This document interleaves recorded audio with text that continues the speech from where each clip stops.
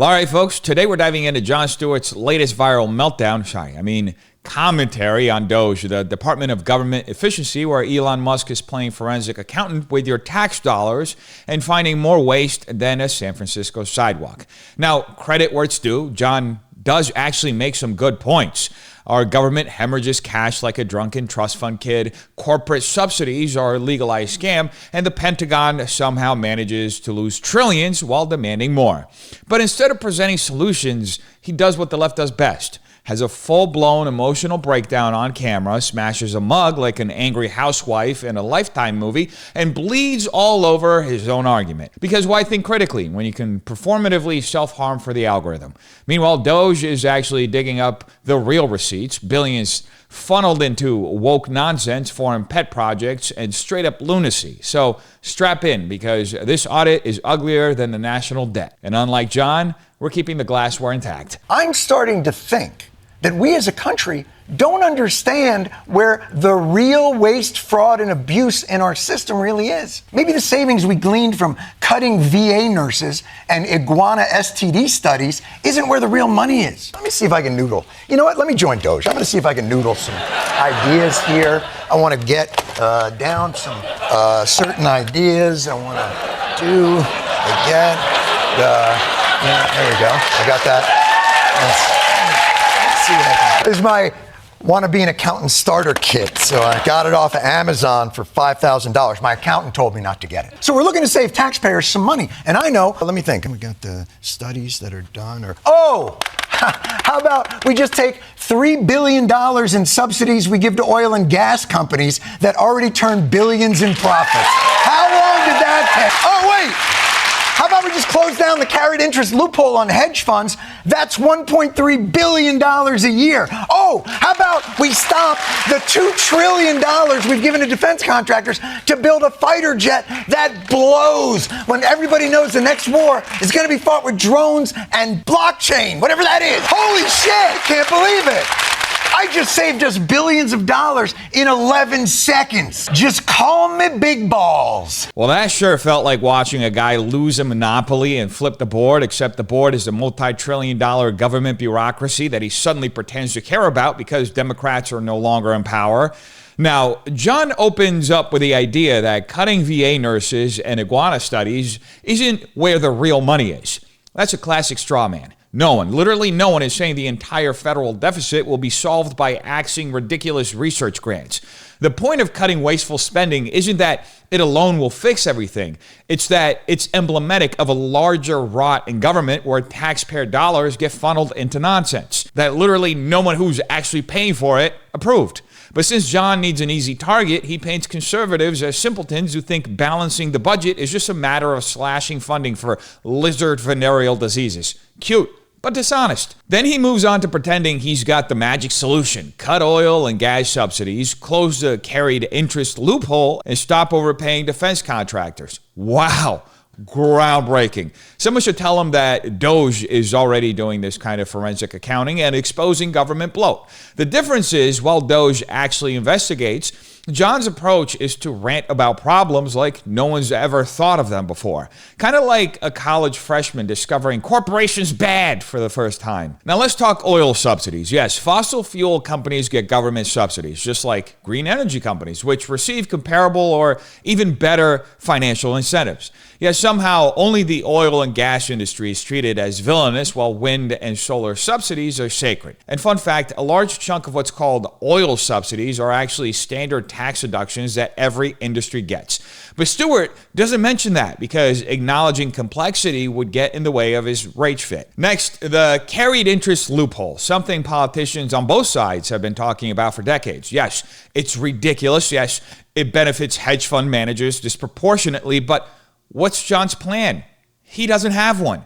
He's just throwing out numbers with zero implementation strategy. The last time Democrats controlled the House, Senate, and the White House, they could have closed the loophole, but they didn't because, surprise, their donors benefit from it. Now, on to defense spending. Here's where Jon does what the left always does, vaguely hand-wave at military waste while ignoring that the very people he aligns with politically are fully on board with endless foreign wars and bloated Pentagon budgets. Who pushed for continued funding for Ukraine without accountability? Democrats and Biden. Who constantly votes to expand the military-industrial complex? Democrats and Republicans. But Stewart wants to pretend this is a one-sided issue, as if the same government that sends millions to foreign LGBT initiatives isn't also lighting money on fire at Raytheon. And then, of course, we get the smug, self-congratulatory line about how he just saved billions of dollars in 11 seconds. No, John, you didn't. You shouted numbers like an angry auctioneer without explaining how to actually implement any of it. This is the exact problem with the left's approach to governance. They think pointing out a problem is the same as solving it. It's like saying, homelessness is bad, just fix it, without actually addressing policies, bureaucratic inefficiencies, or unintended consequences. Now, here's the kicker. DOGE is tackling these inefficiencies, not just yelling at them like John. Elon Musk's agency is exposing billions wasted on foreign boondoggles, pointless activist initiatives, and blatant corruption. But instead of celebrating that, Stewart melts down because what? He doesn't like who's running it? He thinks only his team should be allowed to fix things? It's performative outrage, nothing more. But see, this is where the real money is. The real money, the money our free market-ish system uses to prop up corporate profit at the expense of the taxpayer. Pharmaceutical companies get everything from our government: tax breaks, research grants, patent extensions, worth billions of dollars. And what do we, the people, get for it? The highest drug prices in the Western Hemisphere. And for some reason, the possibility of an infection in our perineum. Why would you take a drug that would give you an infection in your perineum? And why are they telling us about it at dinner time? But you know what's so horrible about our system now, and the corruption that lays within it? We're so f***ing numb to it, we actually tout tiny cracks in that exploitation as victory. The president touting the first ever negotiations with pharmaceutical companies to lower the cost of 10 drugs. And today, I'm proud to announce that Medicare has reached agreement with all manufacturers on all 10 drugs selected in the first round of negotiation. Oh, can it be? The companies we subsidize with billions of dollars are allowing us the privilege to negotiate the price of 10 of their drugs? And 10 is all of them, right? It would be embarrassing if it was a small drop in the bucket and that the American people didn't expect that we should negotiate for all their f***ing drugs because we've already paid for it with our subsidies. Are you f***ing saying? Come on! Oh, look, Jon Stewart has discovered that Big Pharma is a corrupt racket. How brave, how original. What a shocking revelation that absolutely no one has ever pointed out before. And of course, in classic Stewart fashion, he serves it up with a mix of theatrical outrage, a smug sarcasm, and some weird joke about perineal infections that I'm sure really resonated with the college freshman demographic, still clinging to their Daily Show nostalgia. Now, let's address the core of his argument that pharmaceutical companies get tax breaks, government grants, and patent extensions, and in return, Americans get gouged on drug prices. Guess what? He's wrong. But the way he presents it is so wildly dishonest that it turns a real issue into a bad faith talking point. Yes, pharmaceutical companies benefit from government incentives, but why? Because developing drugs is an expensive, high-risk process. It takes billions of dollars and sometimes over a decade to bring a single drug to the market. Most experimental drugs fail before they ever even get approved, which means the successful ones have to recoup not just their own R&D costs, but also the cost of the 90% of drugs that never made it. This is why every major country, including the ones with socialized medicine, still relies on U.S. innovation to create the drugs they eventually price fix. That's the system we have. If John wants to have an honest discussion about how to balance innovation with affordability, fine. But instead, he goes straight to the usual leftist routine, screeching about corporate greed without acknowledging the policies his own side defends that contributes to the problem. Now let's talk about those subsidies he keeps throwing around like confetti. Stewart makes it sound like pharmaceutical companies are just getting blank checks from the government, but in reality, a huge chunk of the funding goes to public research institutions like the NIH, which partner with private industry. The government invests in early stage research, but private companies take on the massive cost and risk of turning those discoveries into real, usable medicine. Stewart conveniently ignores that part because it doesn't fit the narrative of evil corporations sucking the taxpayers dry. Now onto his Medicare drug negotiation scandal. According to Jon, the Biden administration's big win, negotiating prices for 10 drugs, is some kind of humiliating concession. And he's actually right about that. It is pathetic. But what he fails to mention is why it is so limited. The reason Biden only touched 10 drugs is because the same Democrats who pretend to be the great warriors against Big Pharma have spent decades being bought and paid for by the industry. Take case in point, Bernie Sanders, Elizabeth Warren, all in the pockets of Big Pharma. The very same party that grandstands about Medicare for all couldn't even pass a meaningful drug pricing reform when they control the White House, the House, and the Senate. Why? Because Big Pharma owns both parties, actually, but they especially own the ones who pretend to be the anti-corporate crusaders. Stewart's rant should be directed at the Democrats who take money from these companies while gaslighting their voters with performative wins. But instead, he acts like the problem is some vague, nebulous corruption that just kind of exists in the ether. And let's talk about drug prices. Yes, Americans pay more for prescriptions than any other Western country. That's true. But you know what Jon won't tell you? The reason other countries have lower prices is because they have price controls. They force U.S. pharmaceutical companies to sell drugs at a loss in their markets. And who makes up that loss? You do. The American consumer. That's the trade-off when you refuse to let the market function naturally.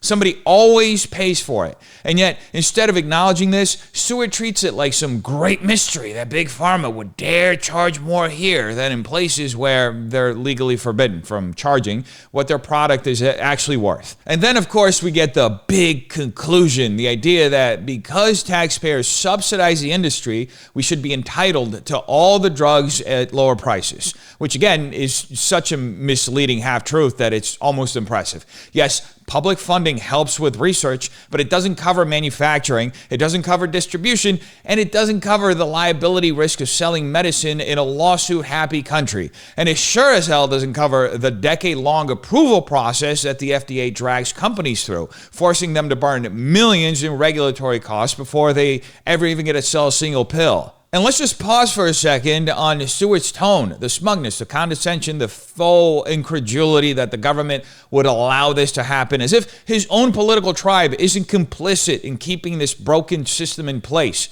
As if the same people who pretend to care about lowering drug prices didn't just shovel billions of taxpayer dollars into a COVID vaccine development, only to then turn around and grant Pfizer and Moderna permanent liability immunity and record-breaking profits. No outrage about that, right, Jon? What we do with pharmaceutical companies is like the worst Shark Tank deal in f***ing history. Well, we're asking for billions of dollars of your money. Oh, what do we get, 10% of your company? No. Do we get a discount? No. What do we get? Have you checked your perineum? We live in the upside down. And don't blame the corporations. They are profit-seeking psychopaths that need the lowest wages and the cheapest raw materials to drive their highest profits. But why do we, the taxpayers, subsidize their psychopathy? That's the waste, fraud, and abuse in our system. That's it. That's what we should be going after. Not the fantastical, overgenerous terrorist condom allowances. In another program, $50 million plus another $50 million for condoms for Hamas. You know about that? $100 million for condoms. Condoms. Does everybody know what a condom is?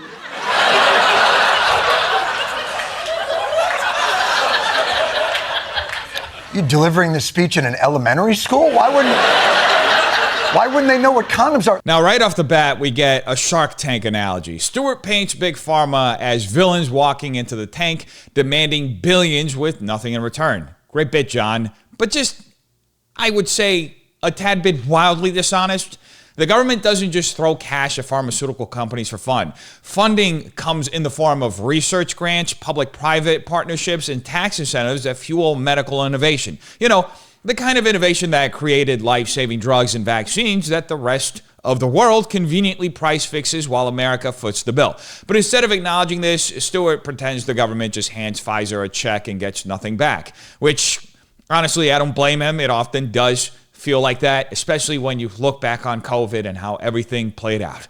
Anyway, then we get the usual leftist sleight of hand. Don't blame the government, blame the corporations. Yes, pharmaceutical companies are profit-driven. That's how businesses work. You think the alternative, having the government run drug production, is better? The same government that spent billions on COVID vaccines, only to then grant Pfizer and Moderna liability immunity and allow them to rake in record profits? Who made that deal, John? The free market or your beloved Democrats? And what about this subsidizing psychopathy line he throws out? Classic emotional manipulation. Stewart wants you to believe that taxpayers are personally funding Big Pharma's yachts, when in reality, much of the government's involvement is through things like Medicaid and Medicare, which purchase drugs on behalf of millions of Americans. And funny enough, when Trump tried to introduce reforms to lower drug prices through executive orders, Democrats fought it. Because guess what? The same politicians screaming about Big Pharma are also stuffing their pockets with pharmaceutical lobbyist cash. And then we get the real scandal, $100 million in so-called condoms for Hamas. Now, let's be clear. This claim was based on a misinterpretation, but the underlying issue remains the same. Our government has a track record of sending taxpayer dollars overseas with little to no accountability. The funding in question was actually for HIV prevention programs in Mozambique, not Gaza, but given how often U.S. aid mysteriously ends up in the wrong hands, the skepticism isn't unwarranted. The Biden administration swore up and down that aid to foreign entities never benefited terrorists, just like they swore the pallets of cash they sent to Iran wouldn't fund terror operations right before the October 7th attacks. Meanwhile, Trump is doing what he always does, exposing the bigger issue of how reckless government spending fuels corruption and instability. But instead of engaging with that reality, Stewart turns it into a punchline, taking him out of context, because it's much easier to mock Trump than to admit he's right about how dysfunctional our foreign aid system really is. Look, capitalism is by definition exploitative. It's how it operates. That's fine. But then government's role should be to ease the negative effects on Americans of that exploitation, not subsidize that treachery with our money. We're getting f***ed at a Diddy party, and they're making us buy the baby oil. Look, man, I want DOGE to work. I want better efficiencies. I want to get rid of the alphabet agencies that don't do enough, make the Pentagon pass an audit. But we are doging in the wrong place if we want to really change the system. Companies like Walmart and McDonald's make billions of dollars in taxpayer-subsidized profits, yet many of their hardworking employees need taxpayer-subsidized public assistance. Airlines get billions in bailouts that they use in stock buybacks and bonuses. But if you're on food assistance, you're not allowed to buy hot food with it, because apparently heated entrees are for winners. We are subsidizing the very system that makes workers' lives harder in the first place. All in the name of freedom and liberty. But the greatest restriction of freedom in this country isn't DEI and pronoun pressure. It's f***ing poverty and struggle. Another half-baked rant that sounds like a sophomore philosophy major just discovered capitalism. John says, capitalism is by definition exploitative. Oh, is it, John? That's the kind of sweeping reductionist statement that sounds deep until you actually think about it. Capitalism, the system that lifted more people out of poverty than any other economic model in human history, like, let's say, socialism and communism, is just inherently evil, huh? Funny how John enjoys the spoils of capitalism while cashing his CNN and Viacom checks and living comfortably in his multi-million-dollar home. Then John pivots saying, that's fine, as if that little throwaway phrase makes his argument less absurd. He says the government's role is to ease the negative effects of capitalism, but sure, let's assume that's the case. But Stewart acts like the government isn't already shoveling trillions into social programs, welfare, and corporate regulations. The U.S. spends over $1 trillion a year on means-tested welfare programs, and yet he still pretends we're living in some Ayn Rand dystopia where the government does nothing to help struggling Americans. And then we get the government baby oil metaphor, classic Stewart, try to cover up up a lack of coherent argument with a goofy analogy. What does that even mean? That taxpayers are being forced to fund capitalism's excesses? Because newsflash, John, big government and corporate America are in bed together. And it's your beloved leftist politicians who keep deepening that relationship. You know who fought against government bailouts, government subsidies, and crony capitalism? Trump and Republicans. The same people Stewart conveniently leaves out of his analysis because it's easier to mock conservatives than to acknowledge that his own ideological camp actively enables the very system he's complaining about. And I mean, you don't even have to look much further than the last election. Kamala Harris raised over $1 billion. She had over twice the amount of billionaire support than Trump had. So put that in your little broken coffee mug and drink it. Anyway, then Jon takes aim at DOGE, claiming it's dozing in the wrong place by not targeting the right inefficiencies. Ah, yes, because clearly the department specifically created to expose waste and fraud should be focusing on whatever Jon Stewart personally finds annoying that day. He trots out the usual tired talking points. Walmart and McDonald's making billions while their employees need government assistance.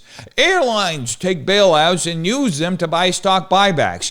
First of all, government subsidies cause these problems, not capitalism. If the government stopped artificially inflating industries and allowing corporations to lobby their way into taxpayer handouts, these companies would be forced to operate under true market conditions. But Stewart's solution isn't to get government out of the equation. It's to have even more government interference because, of course, that's always the answer in leftist clown world. They're never capable of thinking in the other direction, minimizing government. It's always a proposition on how to expand government, and they never realize that in the expansion of government, they're promulgating the very policies that they end up complaining about shortly afterwards. It doesn't even take a few years. Then we get his favorite little moment of manufactured outrage. Food assistance recipients can't buy hot food. What he conveniently leaves out is why that policy exists. It's not because the government is trying to be cruel. It's because SNAP benefits are structured to prevent abuse and keep costs manageable. If people could use food stamps to buy anything, you'd have tax dollars going toward overpriced fast food and luxury grocery items, and then Jon Stewart would be complaining about that instead. It's always the system is rigged no matter what. And then we get the grand finale, his big ideological flourish. The greatest restriction of freedom in this country isn't DEI and pronoun pressure. It's poverty and struggle. Ah, yes, poverty is bad. What a bold stance, Jon. Did you have to think of that one by yourself? Anyway, notice how he dismisses DEI and the broader cultural insanity the left is pushing, as if it's some minor inconvenience compared to economic issues. Here's a problem with that. Cultural decay feeds into economic collapse. The more we push identity politics, ESG mandates, and leftist social engineering, the more businesses, innovation, and wealth get strangled by bureaucracy and ideological conformity. You want to talk about freedom? Maybe start with the fact that corporations are more concerned with checking DEI boxes than hiring the most competent employees. Maybe start with the fact that American companies are outsourcing jobs to avoid the labyrinth of leftist regulations. But no, according to Jon, that's not a real problem. The government's role should be to end the corruption that enables that exploitation. That's what the Democrats should be doing every day. Every day.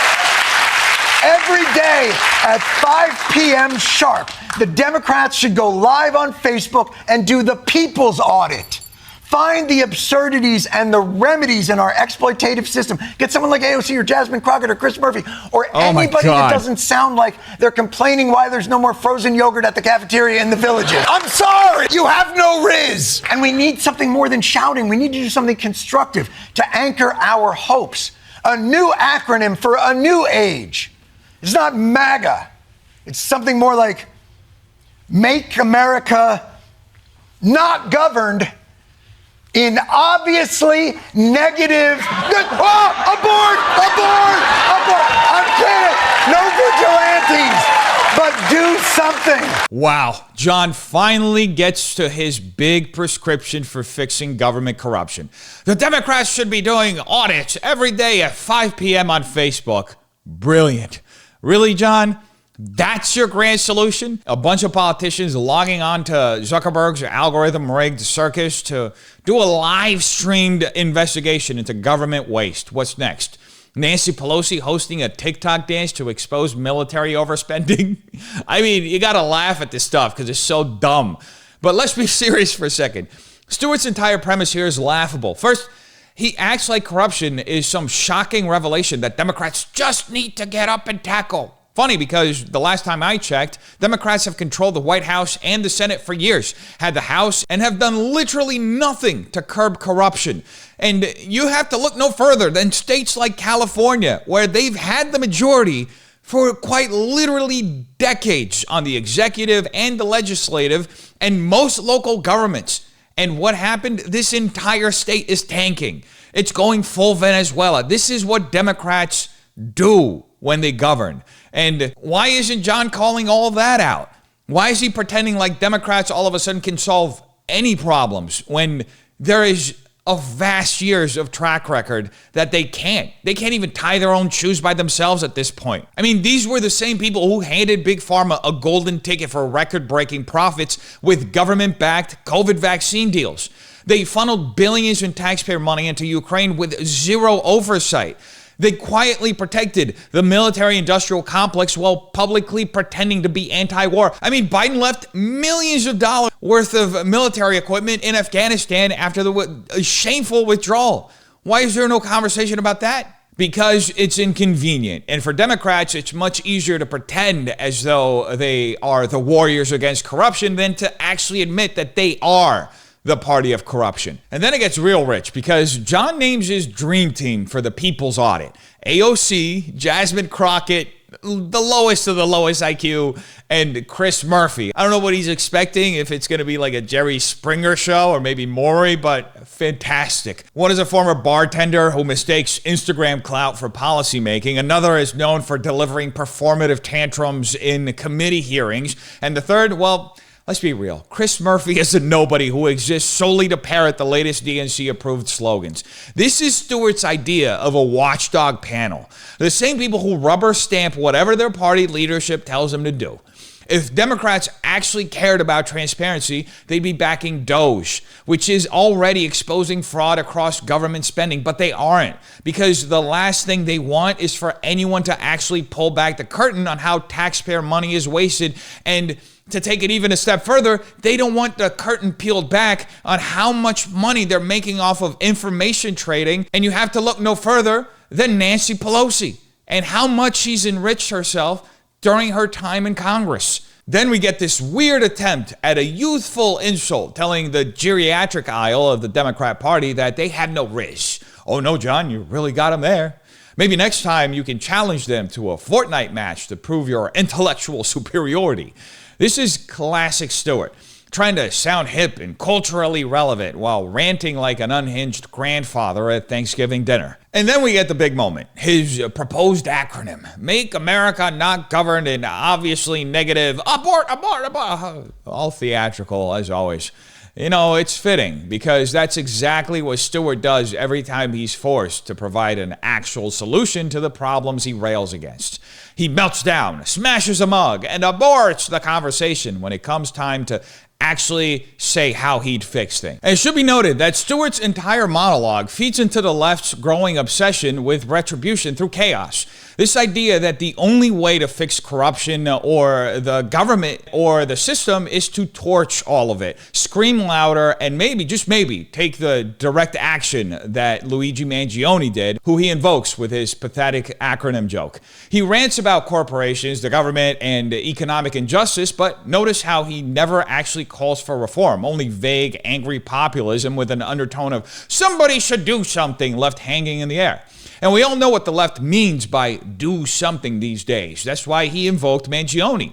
Whether it's excusing political violence, calling for resistance that conveniently turns into riots, or outright fantasizing about getting rid of their enemies, the message is the same. If the system doesn't give you what you want, burn it down. Or in the case of Mangione, take a father's life to justify your dissatisfaction with the system. Stewart may dress all of this up in sarcasm and jokes, but the underlying message is just another tired leftist script. Sow rage, stoke resentment, and leave the door wide open for the unhinged to take things into their own hands. At this point, it's obvious that his whole rant is empty, performative nonsense. It's Stewart doing what he always does, pointing out problems that everyone already knows exists, while offering nothing of value beyond smugness and tired political theatrics. If he really wanted to address corruption, he'd be praising DOGE for exposing real fraud and waste. But instead, he dismisses the one government agency actually trying to clean house.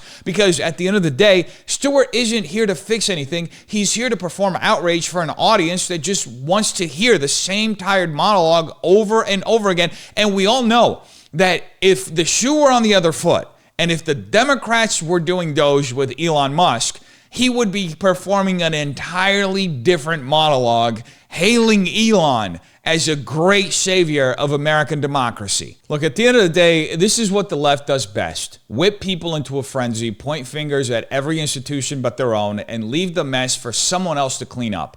They don't want reform, they want rage. They don't want accountability, they want perpetual outrage that justifies their own power grabs. So ask yourself, who actually benefits from this endless cycle of performative anger and broken systems? Is it the everyday American who just wants a fair shot, or the political class that thrives on keeping people distracted and divided? They tell you the system is broken, but conveniently leave out how they helped break it. They promise solutions, but offer only tantrums and scapegoats. And they scream about corruption while making sure no one ever looks too closely at their own side. Maybe it's time to stop listening to people who only know how to set fires and start paying attention to the ones actually trying to put them out. Anyway, you tell me what you think in the comments down below. Have a terrific day. Peace.